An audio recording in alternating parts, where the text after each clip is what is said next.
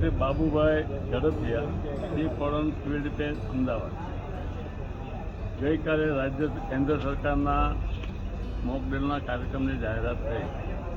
પહેલગામના બનાવ પછી પાકિસ્તાન અને હિન્દુસ્તાનનો અણબનાવની તકદીલી વધી રહી છે, ત્યારે કોઈપણ માણસ પોતાની કોઈપણ દેશની સલામતી માટે વિચાર કરતો એવા અનુસંધાને ભારત દેશના વડાપ્રધાન શ્રી નરેન્દ્રભાઈ, ગૃહપ્રધાન શ્રી અમિતભાઈ, સંરક્ષણ પ્રધાન રાજનાથસિંહ અને આપણા ગૃહપ્રધાન શ્રી હર્ષભાઈની નેતૃત્વમાં નક્કી થયું કે ગમે ત્યારે યુદ્ધ કરી શકાય અથવા કરવાની ફરજ પડે તો આપણે સરહદ ઉપર તો ત્રણેય વિંગના લશ્કરો લડે છે, પરંતુ દેશની આંતરિક પરિસ્થિતિમાં શું આજના સમયમાં દેશની અંદર આંતરિક પરિસ્થિતિમાં આતંકવાદથી માંડીને કેટલાય દૂષણો છે, આને શાંત રાખવા માટે શું.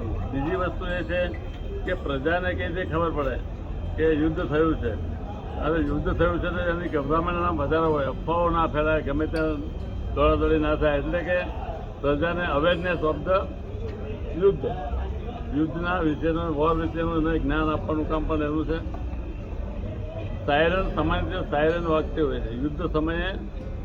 યુદ્ધની પહેલાં અથવા કોઈ પણ નદીમાં પાણી આવતું હોય, ભૂકંપ આવતો હોય, યુદ્ધ થતું હોય, વિમાનો આવતા હોય, આ પહેલાં પ્રજાને ચેતવણી સાયલન્સથી આપવામાં આવતી હોય.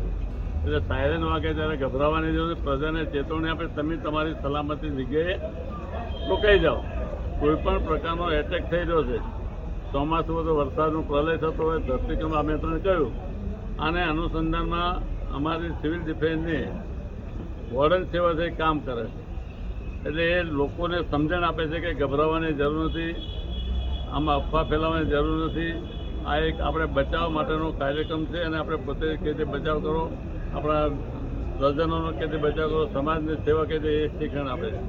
પરંતુ માનો કે બોમ્બાર્ડિંગ કે અકસ્માત થઈ ગયો, અર્થિકપ થઈ ગયો, પછી પણ એ બહુ મોટી સમસ્યા હોય છે કે માલહાનિને જાનીને બચાવવા માટે પ્રયત્નો કરવા પડતા છે. એમાં અમારી સિવિલ ડિફેન્સની 12 સેવાઓમાં જે પ્રેક્ટિકલી જ્ઞાન આપવામાં આવે છે એનો ઉપયોગ કરવાનો. દાખલા તરીકે કોઈ ઝાડ પડી ગયું છે તો ફોરેસ્ટ ઓફિસરને બોલાવી ફોરેસ્ટની ટીમ આવીને કાપી જાય. કોઈ બીમાર પડીને પડી ગયું છે તો 108 બોલાવીએ. કોઈ જગ્યાએ આગ લાગી છે તો ફાયરને બોલાવીએ. આમ અમારી 12 સેવાઓ જે છે એને સંતોષ કામ કરવા માટેની જાણકારી કરવા માટે મોકડ્રીલનો કાર્યક્રમ છે.